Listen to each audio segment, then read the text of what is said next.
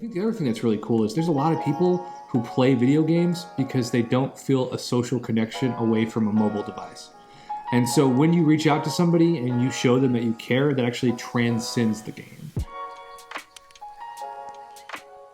Hey everybody, hope you're having a good day. Today we got a sort of podcast, another one coming from myself and the Prof Hoff. He's got another YouTube channel. I'm sure you know who he is. He posts probably more than any other YouTuber out there multiple times a day. We have a great conversation. We don't live too far away from each other, and we actually were able to do this in person. I still haven't figured out how to get great sound quality from my two-way conversations, from the conversations I'm having with other people, so I apologize for that. So it's not great, but I think it's good enough. So I hope you guys enjoy it, and here we go. Hey guys, how's it going? This is a podcast here coming from myself and also Prof Hoff. What up? We actually live pretty close to each other, and he comes down to Texas every once in a while, and you've probably seen that from his videos. But I also live in Texas, and he was able to stop by, and we are actually doing this in person. And it's going to be a pretty good time.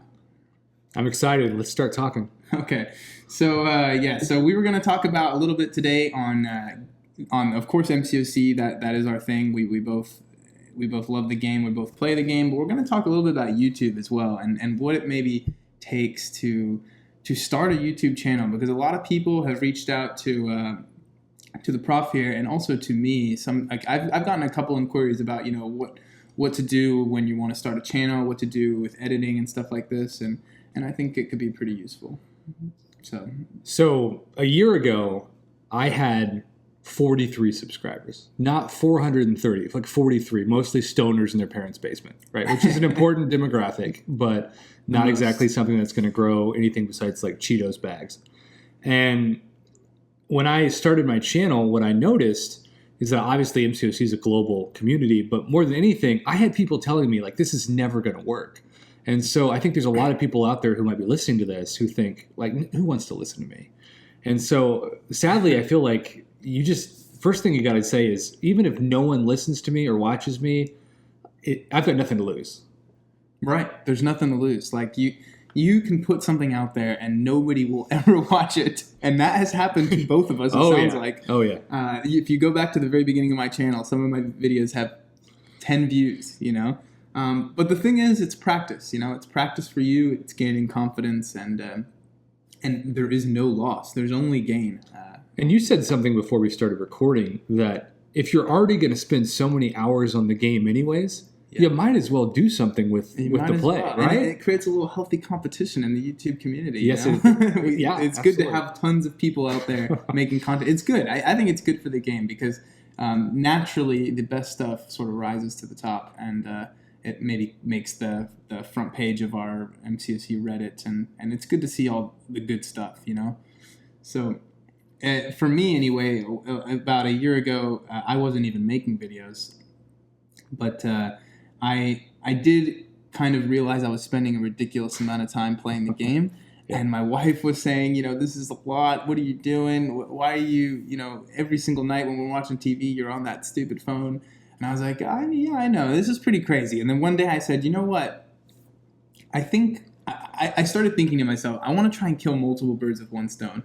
I was really always bad at public speaking, like always bad. And by bad, I meant more like a choke up, like just so nervous that I would get the shakes. We call that the Spidey Gwyn special one. Spidey Gwyn special one. I was a wreck, man. It was just a train wreck. And so I thought, it would be kind of cool to practice this in some outlet. And then I had a brother who was talking a lot about YouTube. He wanted to make his own channel. He wanted to be the next Logan Paul.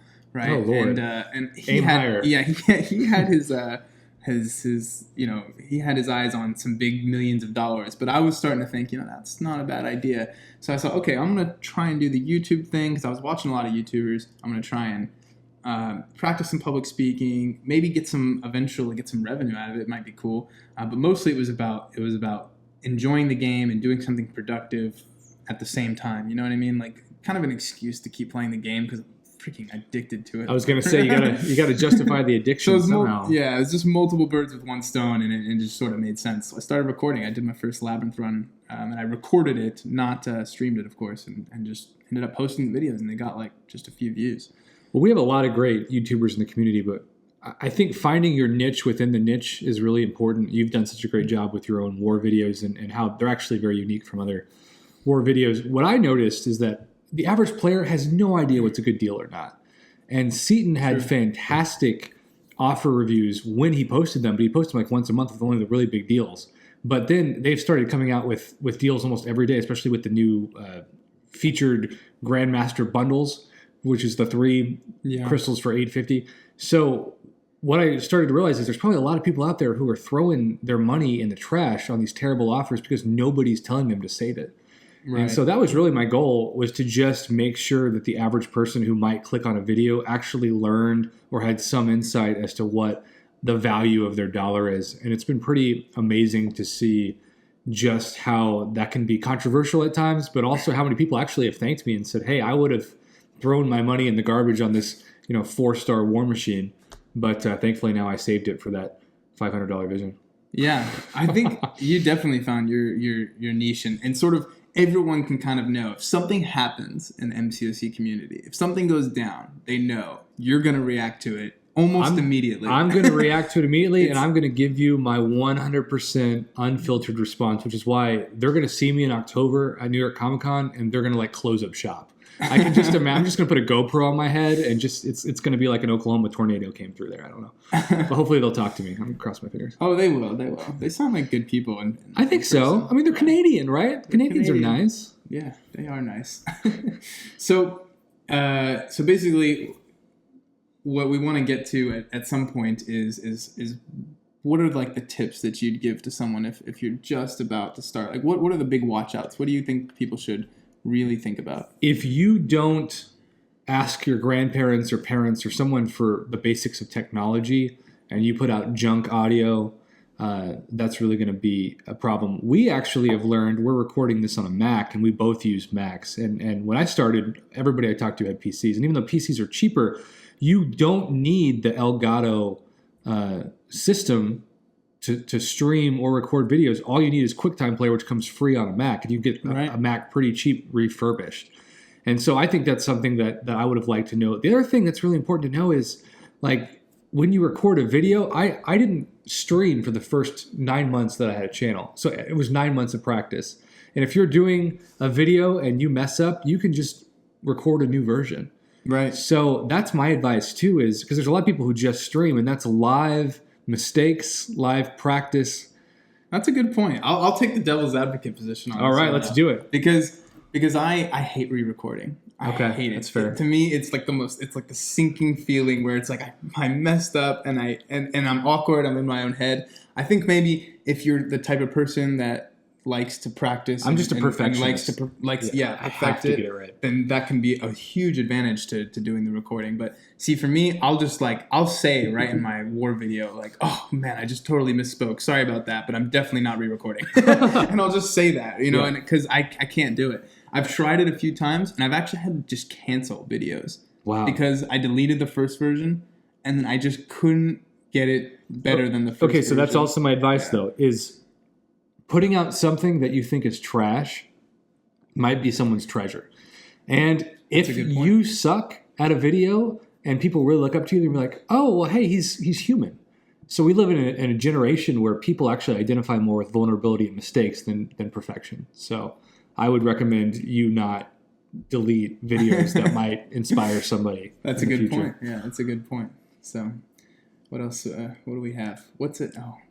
How is it having your channel? How has it been growing from, what'd you say, 43? Yeah, so 43. So, but even in January, it had like 900. So from January to August at the time of recording this, I've grown from about 900 subs to almost 16,000, which blows my mind. I think the craziest thing for me is I get lots of messages on the Line app from people in countries that I could not point to thanks to my American education on a map.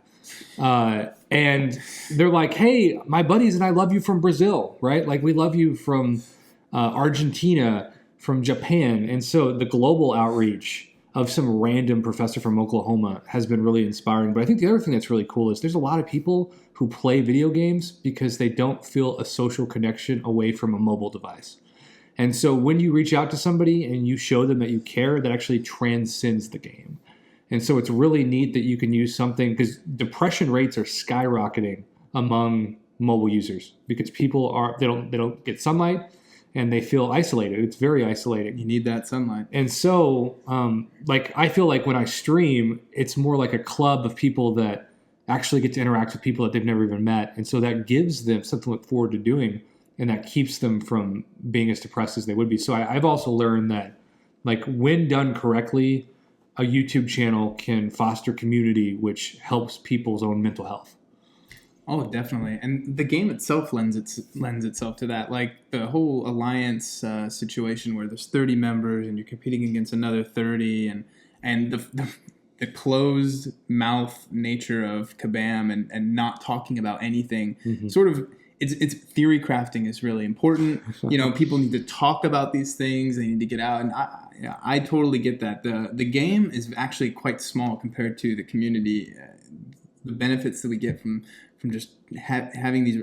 I was so devastated when our alliance broke I can't up. even imagine. And it's amazing how much emotional value is placed on the alliance. On people you'll never meet, right? Yeah, and I'll just throw like in-game stuff is so much less valuable to me than the actual out-of-game stuff. It's just interesting. So, yeah. Moving on to the actual game, we can talk about stuff in the game.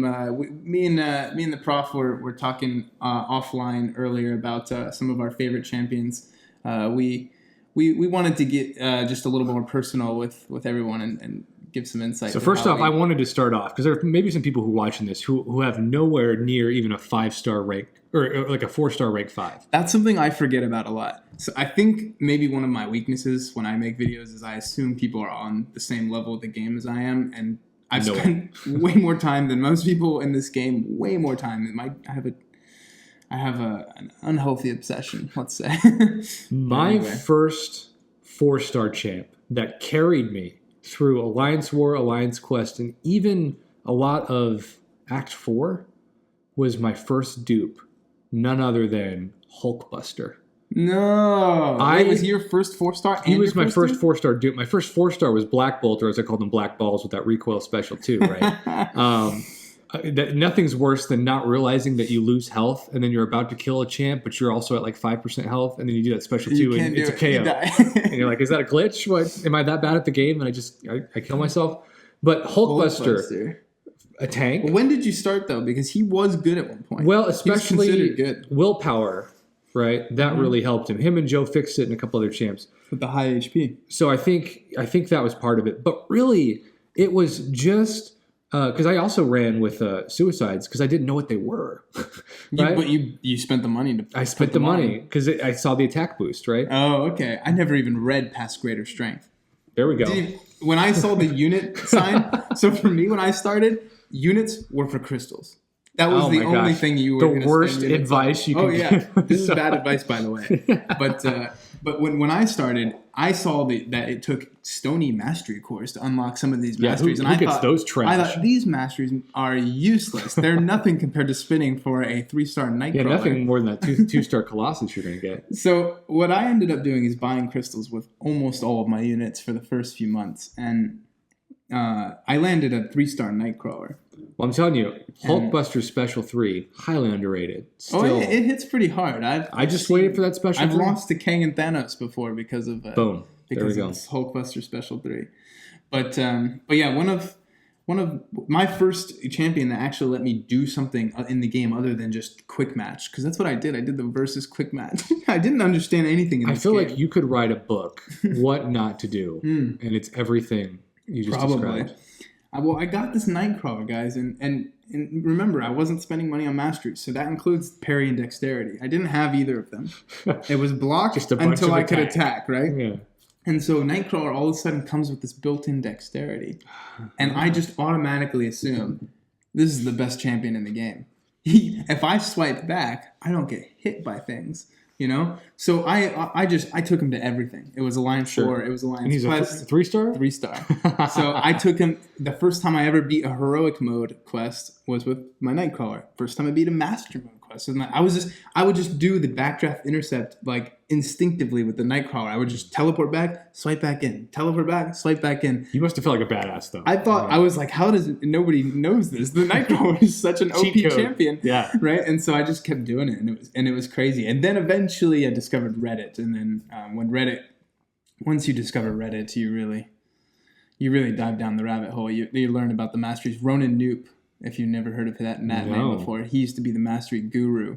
He sounds like the FBI's most wanted. Oh, man. He used to spend tens of thousands of units just testing masteries for the public. What a legend. He was on Shark Tank, actually. Man. The guy, yeah. He started hold on, let me get it. I want to get Swerkit, I think, is a workout app. I was going to say, it sounds like a really weird dance. Yeah, and he invented it. And I think he does that full time. So anyway. The first time I spent money on the game was right before patch 12.0. Because they had the first ever choose your own awakening gem for a class offer. Oh, you fell for that, did you? It was Scarlet Witch. I got to discover, so for like 1 month, I got to feel like I'd beaten the game. Yeah. And when patch 12.0 came out, I felt like bawling like a baby. What they didn't tell you though is 3-star Scarlet Witch did the same thing. You know? I took the 3-star and was able to do master mode every month, just swiping right. All the units I lost. Yeah, no, my Hulkbuster didn't do master very well. Yeah, man, a lot of people fell for that whole. I mean, it was a bait and switch. That's when I started my down. trust issues with Kabam because I felt like, oh my gosh, this company knows what we need and they're going to cater to it. They're so nice. And then it was like, oh, it's because they're going to nerf them to the ground. Yeah, But to the ground. I knew people though who their favorite champ by far was Doctor Strange. Mine, yeah. Oh, well, you're one he was of those my people. third 4-star champion. And I feel like he got more nerfed to the ground than anybody. Oh yeah, there was those beams of Doctor Strange in the MCU where he's in the hospital with his arms broken and shattered and like in casts. That was really funny. Well, yeah, he did get nerfed into the ground. I mean, the regen was just basically eliminated. Thor came back a little bit because they gave the 2 armor breaks from the 1, and that helped a little bit. But Doctor Strange didn't really get anything. As far as like percent of what they used to be, Doctor Strange is at like 10% of what he used to be. Thor is at like maybe 20% of what he used to, because he used to be able to do Realm of Legends Wolverine in like 10 hits. We're like the grandparents who are like, back in my day, this champion was amazing. Now Scarlet Witch is like maybe 30% of what she used to be, maybe 40. I still use her on Alliance Quest map 5. She's great still. I mean, she's still amazing. Still the Sentinel killer too. She just can't stun lock anymore, which is probably a good thing. Or regen 4 stacks of regen. Oh, that was good, yeah. But anyway, I can sort of get on board with the Scarlet Witch nerf, and I can sort of get on board with the Thor nerf, but they could have just added more shrug off abilities. And I mean, there's ways that they've managed to counter the current god tier champions, quote unquote, that have seemed pretty creative. And I just think they just weren't creative back then. They just wanted to nerf them. Well, in the current state of the game, though, I know we both have talked about champions that we feel like are under the radar of Kabam, and even of like other YouTubers.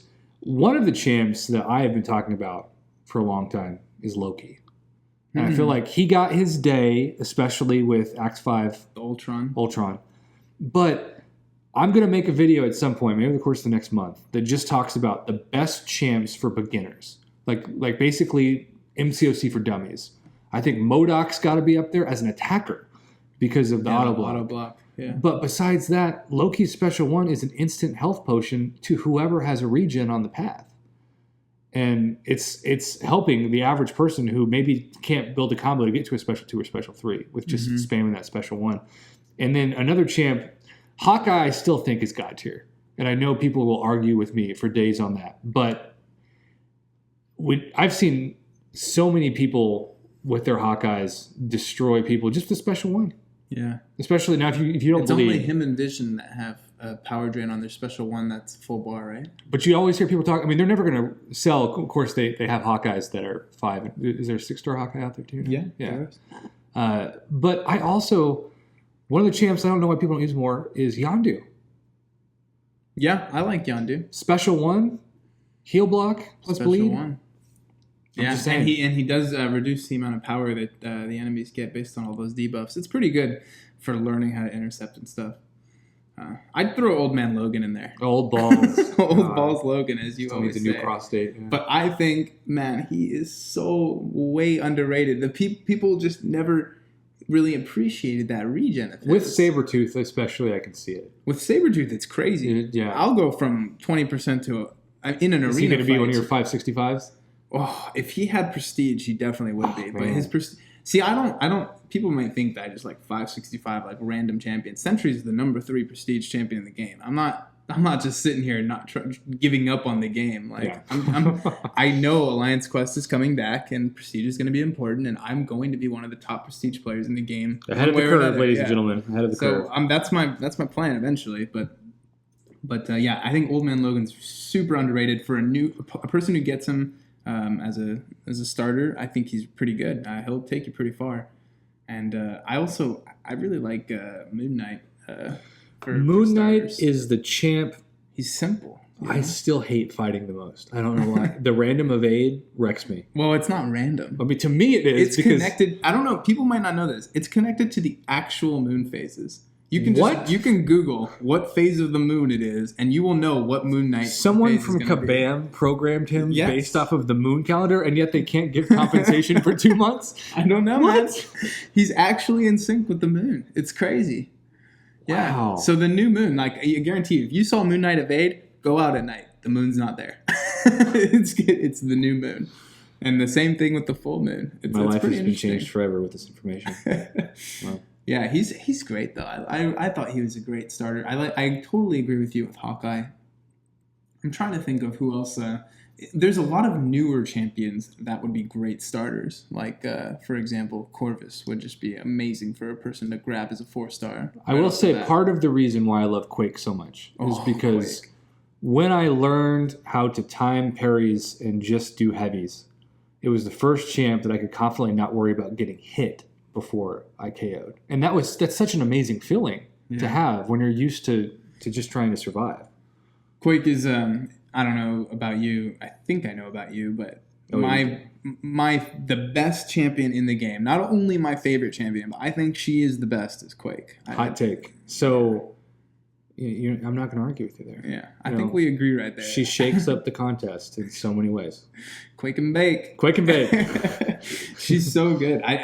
Look, True Strike definitely is her Achilles heel. The boss nodes in War she won't do it. But come on, how many? You get more than one maxed out champion. She's not your only tool. I think for almost everything else in the game, if there's no True Strike, she's going to be okay. Well, and that's why when people say, well, unstunnable nodes in Alliance War obviously too, but I say you bring 3 attackers in. Just don't use her on those nodes. Right. And I'll even unstunnable is tricky, but she can do it. I mean, she doesn't. You don't have to play Quake style, and also even if you are playing Quake style, you can evade 100% of the attacks against the wall and just continually build up the damage. But it's silly to do that. Yeah. For sure.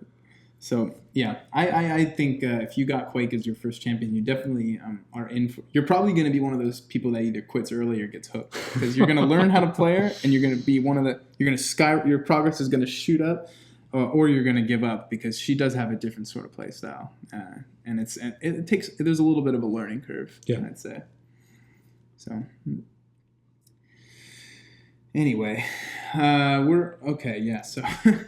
Me and the prof were talking before we started recording and everything about some of our gripes with the current state of the game. We're trying to keep this constructive because this isn't just a negative Nancy session that doesn't have, because the last part of this video is going to be some solutions. Oh yeah, definitely. But I teach public relations, and I feel like Kabam must intentionally hire people that have no public relations backgrounds whatsoever. Because the condescension in the messages that they respond to, or even just, I've seen plenty of people who've messaged me and said, look, this is my message. It's a really articulated message. It's well thought out. There's nothing offensive about it. It's extremely well worded, and it just instantly gets deleted from the forums. Yeah, the deletion rate's high. I don't understand why people, why I have to sit here on Reddit and say, here's a link to my post because they're going to delete it any second. It's like, Guys, why are you deleting so many If I was in posts? Kabam's shoes, you could have an automated message that said, "Thank you so much for taking the time to write this up. We want you to know your feedback's important to us, and we're going to discuss this as a community." Even if that's not true, right? That's still a better response Yeah. than delete. But those are the canned responses you get from their support team if you privately message them. But okay, well, you're saying the PR is one of the main issues. PR is one of the main issues because it makes people feel like the company doesn't care about them and that their concerns are not valid. And we've seen at the time of recording this recently, Kabam Mike's stance that just vaguely says that some people had issues in the summer months with overheating, but that's such an understatement regarding the severity of the issue of the damage to people's phones, of the lack of time that people lost because they couldn't play it. Yeah. When you just give a sweeping generalization that says we realized some people had some login issues, it's much more than that, you know? It feels like a middle finger, though, because it feels like a company that should be caring about you basically views you as expendable. And my biggest gripe with this is that so many good players get burnt out. And part of that is I feel like at the very top, and you're certainly at the top of Alliance War, and I'm not.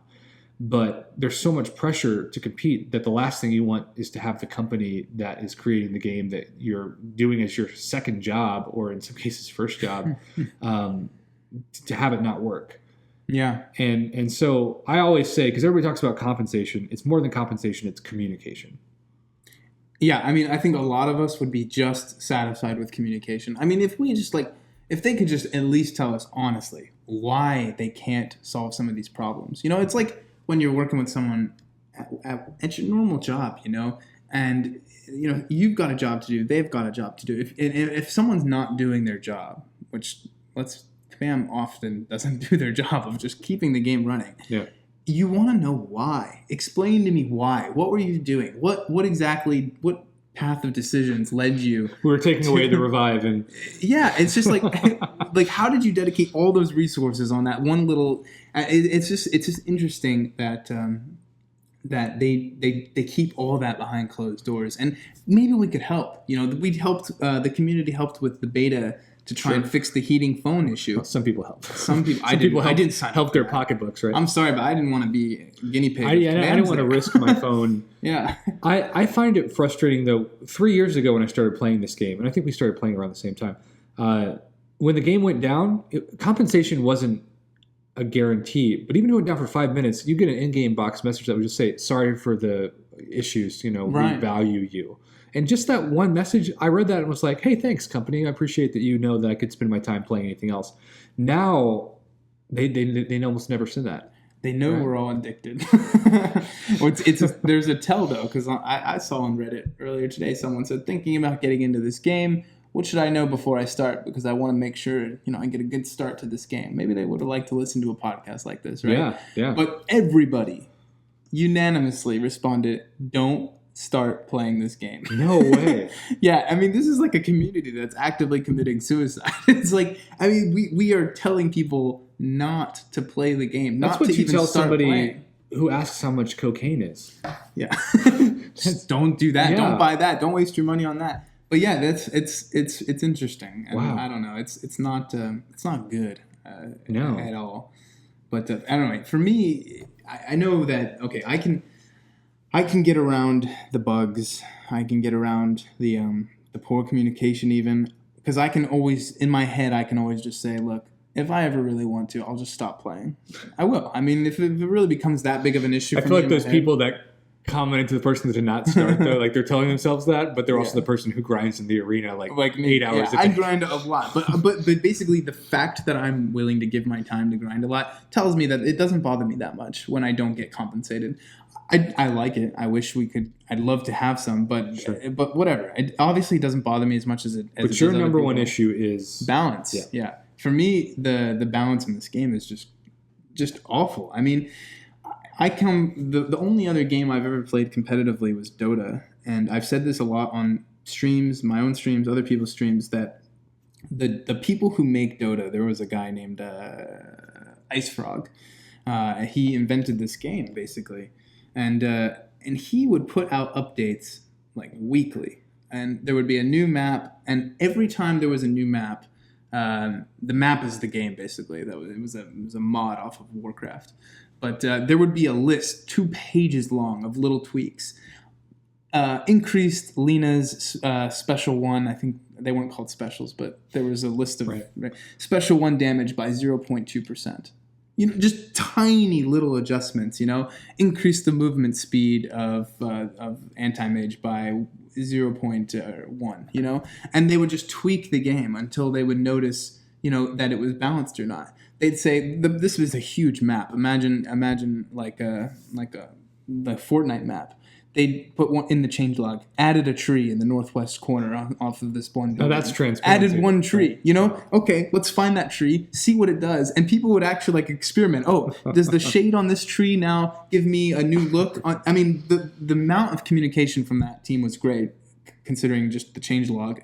But the balance, the active balancing, and I've always been, I know that people hated 12.0, but let's be real, it did balance the game a little bit.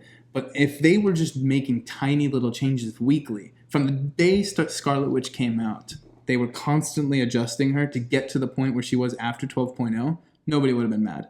Nobody. Everyone would have realized that there was a downward trend of Scarlet Witch being constantly nerfed by a tiny bit every single time. And maybe somebody said, you know what, I think they're probably going to eventually get Scarlet Witch to about a medium tier champion. I don't think I'm going to spend $100 to awaken her. But that was the problem, right? They gave the $100 awakening and gem, then they just slashed her all in one go. That's not how you balance a game. You don't balance a game by making big pushes on one side of the meta or another. You do it very slowly. So I get what you're saying, but at this point, champions are like cars. People have put so much time and money and investment that they don't want to see But you have to start somewhere. Depreciate in value. So I don't think, in terms of balance, I don't think that you nerf anybody. I think you just buff. I can totally get on board with the buff. So only buff. We saw Red Hulk and Luke Cage as a classic example of this. Yeah. And we could do a whole podcast over champion buffs and why.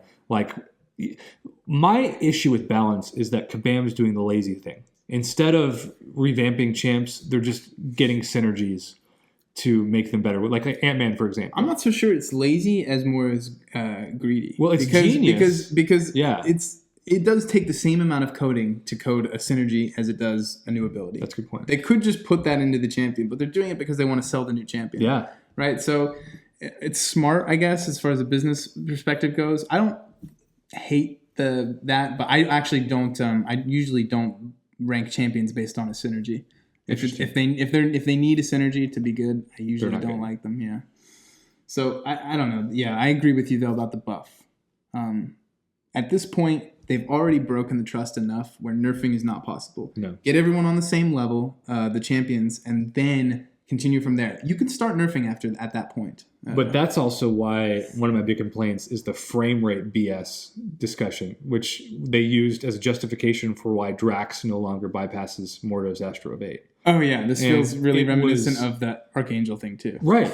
Yeah. The timing was shady. The explanations were literal, obvious lies. Oh, my and God. it was just a way to justify not giving rank down tickets. Yeah. And that's BS. I mean, that's just, if you're going to take a champion and you're going to remove one of their biggest utilities in the game, and then you're not going to give anybody any compensation for the items that they use to rank that champion up, you're just going to piss everybody off. And then they're going to be even more. Totally. And what does it really cost them? Do they really think that a rank down ticket? I know mass rank down tickets are definitely bad for the game. Which is why Christmas was great last year, because we had one. One is good. I don't think one every once in a while is going to break the game. No. But I know a bunch definitely is bad for the game. But it's only bad for the game because they're so bad at balance. Exactly. Because there's such an obvious meta. It's obvious. It was perfect block. It was power control. It will be True Strike. It is True Strike. And now it's short fights. Damage is one consistent meta because of the fact that they've added timers in Alliance War. Damage is the most important thing. The timer in Labyrinth of Legends. Well, just another reason why Corvus has moved up so fast in tiers, right? Right. Corvus is absolutely destroying all the popular. He's taking the popular vote. He might not win the election though. We'll see. So, yeah. So. We've hated a little bit on the game and what's going on. I do think that there's hope, though. I think that like it would be very easy to go and hire someone that's good at PR and fix the I would public volunteer. If Kabam doesn't have the funds to pay somebody, I would say before you release like a deal or an offer, just run it by me. Even like, because sometimes they'll have a really good offer. Like a few months ago, it was 9,000 units for a 10K shards for a 5-star and 2 fully formed T2 alphas. And I snatched it up. And they called it like a 5-star deal. Yeah. And I'm like, no, this is a T2 alpha deal disguised as a 5-star deal. But you clearly have somebody who doesn't play the game, who doesn't understand even what the most important item of this offer is. And the animations, but lately we've also seen shadiness where it's almost like different departments do offers on separate days and they don't talk to each other about like, hey, yesterday you had a T1 alpha for 100 units and today it's 550. Right. Like what's up with these? I maybe they're like on some algorithm, you know? Canadian algorithms. That's where it's Canadian. when you go up north, things go south. That's all I'm saying. Oh God. Everybody I've met from Canada in the game is actually fantastic. I don't want that to sound anti-Canadian, but I think it's ironic that a game that's housed in apparently the nicest country in the world has some of the most condescending message boards. But here are some solutions. Yeah. So go for it. There are 2 things that I think could easily help the average player. The first, and we talked about this, and I probably at the time of this releasing, I've already done a video on it, but you really need to practice the right way. Dueling is not the right way, especially with Alliance War nodes. And so I realized why Kabam won't do this, because they would lose money. But if you could choose a champion to duel and put different nodes on them, then you're actually getting to practice that champ that you're going to face on your path in Alliance War. Because right now you can duel that Iron Man Infinity War, that's a 565, but if they're on a power gain node, or they're on like a masochism, you can't simulate that. No, you can simulate baiting a heavy attack, but that's about it. And then this is random. This is far less significant, but I've always been annoyed that you have to claim the daily crystal by pressing claim. And I have lost hours and hours and hours in it. And I don't understand, if you have a daily calendar that all you have to do is log in after 5 p.m. until the next day and it just gives you that item, why not just put the daily crystal there with the calendar? And that way you're not being punished if you do something outside the game. That's hilarious. I mean, I agree, but it's so simple. It's so simple.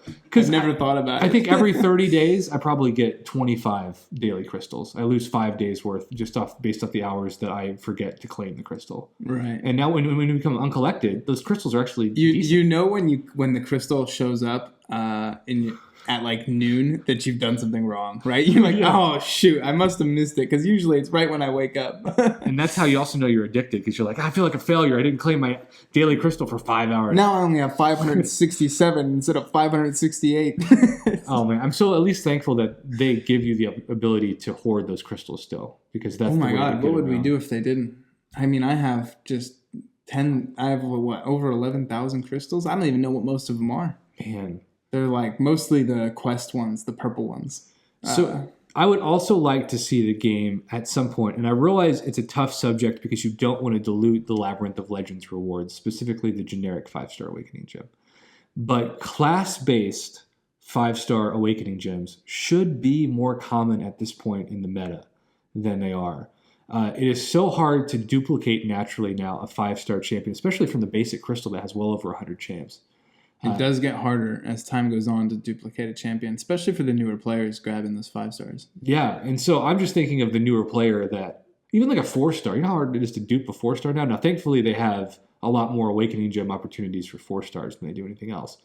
But 5-star Awakening Gems, now that we have 6 stars, because we're going to see Act 6, and we're going to see Labyrinth of Legends 2, come out. Now, I did want to throw an idea out at you that one of my subs gave to me, and I actually haven't discussed this with you before, so literally first impression.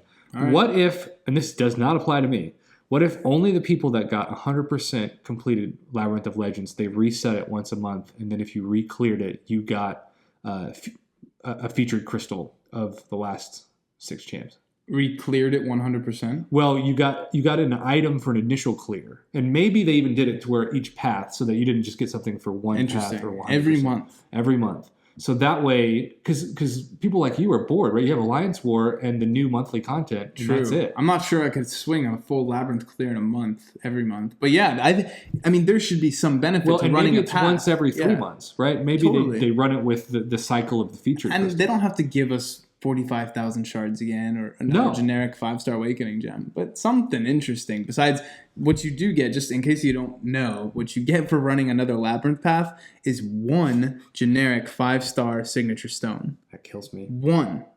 Now, this is another little fun fact. That comes from an adaptoid that ambushes you at some point during your path. And there are more than one adaptoid. One of them is just the one that almost everyone gets. But every once in a while, you get ambushed by like a tech one or a cosmic one. And those ones give a variety of prizes. One of them is like a crap load of gold. Oh, interesting. Yeah. So that was funny one time. One of them gives you 30 tier 1 alphas. 30? 30. That's the most random number. So what's more valuable, 1 5-star signature stone Or 30 tier 1 30 tier 1 alphas? Obviously the tier 1 alphas, but because they're so much rarer. It's just strange. These are just fun facts about Labyrinth of Legends that really don't have any purpose. They're just interesting things. But yeah, that's what you currently get is 1 5-star signature stone. That's what you can bank. That's what you can bet your butt on that you're going to get that. And that's nothing. It's not worth it. A Labyrinth path at this point, for someone who's ranked up the best champions only, probably going to cost them 500 to 1,000 units. Yeah, I mean, I know people who have more units after they're done with Labyrinth Paths now with 565 Stark Spidey. Right. So it's like, what are you going to spend that much money on a signature stone? No. But maybe you can spend the time, the units, the effort on, I don't know, 1 5-star featured crystal. Yeah. I'm optimistic about the end of the year. I think my only worry at the beginning was that we have people like Domino who, even though they're a great champ, I hate fighting champs that have unavoidable damage based off of an RNG.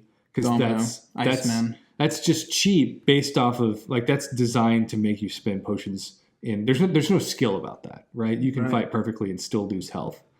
But what I am hopeful on, most importantly, and this is a prayer for me, Kabam, if you're listening to this somehow, bring all 4-star champs as 5-star versions now. I don't think at this stage in the game a 5-star Scarlet Witch would be OP. No, I don't. To the point where it's... She'd be one of the best champions. Sure, but that's where she should be. Right? Black Widow, Thor, Doctor Strange. Widow, nobody would rank her up. Yeah. But I agree. I think it'd be... I would... Wolverine? But this is where they'll get us. Is they'll Doctor Strange will come around as a 5-star, and people will spend out their butts to get a 5-star Doctor Strange, even if they'll never rank him up as a trophy champion. They're waiting for the Vision deals. Wow. Eventually, or maybe never. I mean, but here's the thing. You know how like the 2 stars sometimes they come around as like exclusive 2 stars. This will eventually happen, I think, to 5 stars. Wow. Yeah, they will be exclusive in some way, either through a paywall or through a special what RNG I didn't thing. understand about the $500 Vision is that you couldn't awaken him, right? Well, if you're going to spend, I mean, I awakened him with a generic. But how many people have a generic just sitting in their inventory, right? Yeah, only the people who went through Labyrinth or Act 5. But I know people who still to this day have no awakened $500 Vision, right? Right.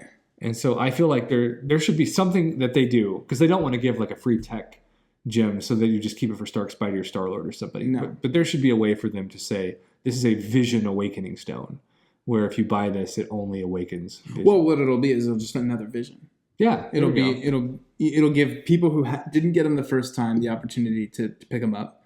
I'm pretty sure that they're going to offer Vision for 15,000 units with no paywall pretty soon. But that also means that it costs the average person $1,000 worth of units to awaken their Vision, right? Like a Vision. People who bought them and didn't awaken them. Yeah. Nobody did that. You think? Okay. Because nobody has an unduked 455. A couple Vision. of my subs do. Did they rank them up to 455? Maybe it's just ranked. I think some of your subs are forward thinking I can't afford to awaken him now, but I know what happened with the 4-star version. He came around at least 3 times. So they're thinking, I'll pick him up the next time he comes around, and I'll pick him up the time after that, maybe. And what are they going to do when a 6-star vision's $1,000? That's a good question. I don't know what I'll do. I really, really love having that vision, by the way. He is one of the best champions in the game. And the whole exclusivity thing that I just get off on is it's just fun. It's fun to have a unique champion. But it turned out at the top tiers of the game, he's not that unique. Everyone bought him. Everyone seems to have a vision. I have not spent a lot on the game. I guarantee you with the whole Swagbucks thing, have spent way more than I have on this game. It's only been, I think, 2 or 3 Odins ever that I've picked up over 3 years. So it's the cheapest hobby I've ever had. Well, what I do is I rarely buy offers, but I hoard my Swagbucks. I have over $300 in iTunes credit right now.